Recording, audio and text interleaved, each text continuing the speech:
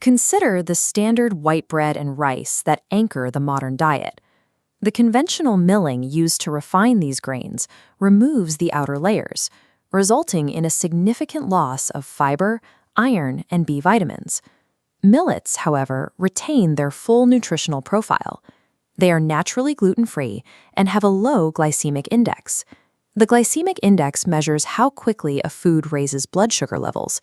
Because millets rank low, they provide a steady release of energy rather than a sharp spike. The mineral density here is stark.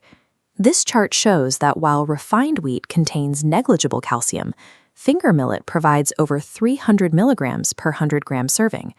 Similarly, pearl millet contains several times more iron than standard white rice.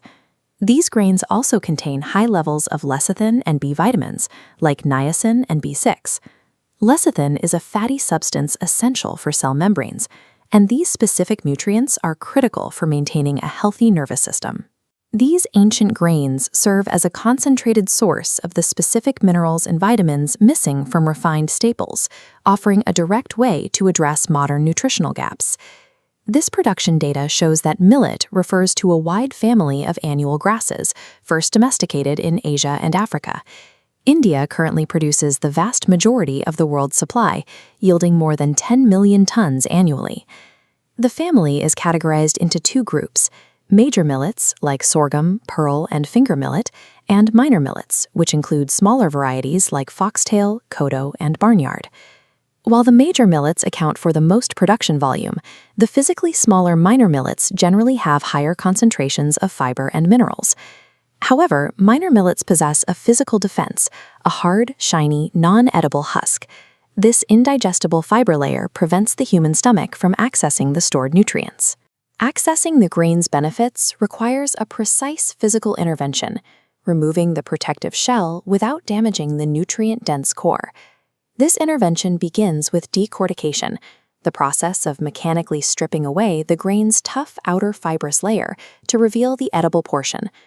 Traditionally, this was achieved through manual hand pounding. It is a grueling process where a heavy wooden pestle is repeatedly driven into a mortar to fracture and remove the holes.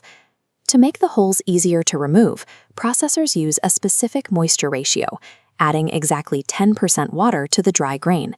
This precise amount of moisture allows the fibrous bran to peel away cleanly from the endosperm, ensuring the grain is cleaned without being crushed into a fine powder. This traditional method successfully separated the nutrients from the fiber, but it relied on a massive amount of physical labor that limited how much food could be prepared. To prepare millets at scale, modern processors use parboiling, a thermal treatment that uses heat and water to prepare the grain for milling. Parboiling involves soaking and steaming the grain inside its husk, forcing moisture into the starchy core. As internal starches expand, they push against the husk, causing it to fracture. This drastically increases dehulling machine efficiency, particularly for Kodo millet. This heat application does more than just aid milling. It also causes a permanent change in the grain's internal starches. These modified starches prevent the grains from becoming sticky when they are eventually boiled. This ensures traditional dishes like finger millet porridge have a pleasant texture rather than becoming a thick, unappetizing paste. Parboiling effectively bridges the gap between industrial efficiency and culinary quality, producing a grain that is easy to mill and consistently light in texture. Even after milling, millets require specific chemical and thermal steps in the kitchen to ensure they are safe and easy to digest.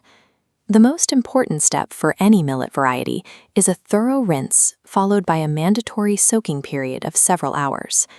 Soaking allows water to neutralize anti-nutrients called phytates. Phytates are compounds that bind to minerals like iron and zinc, preventing your body from absorbing them. By breaking down these phytates, you make the grain's massive mineral payload accessible to your digestive system. You must always drain and discard the soaking water. If you cook the grain in the same water, you simply re-ingest the anti-nutrients that were just drawn out.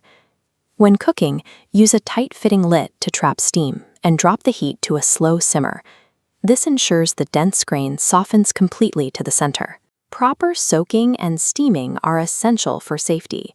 Undercooked millet is difficult to process and can lead to dehydration as the body tries to break down the hard grain. Because millets are much denser than rice, the easiest way to adopt them is through stealth integration, adding them to familiar foods in small amounts. A simple starting point is the 30% rule. Blend 30% millet flour with your regular wheat flour when making flatbreads or rotis. You can also use millet batters for fermented dishes like dosas or idlis. Fermentation further improves the bioavailability of the minerals, making the grain even easier for the body to utilize. For a modern substitution, you can replace refined wheat noodles with versions made from millet, which are significantly higher in fiber and protein. By combining ancient cultivation with modern processing and preparation, we can use these resilient grains to build a more nutritionally complete daily diet.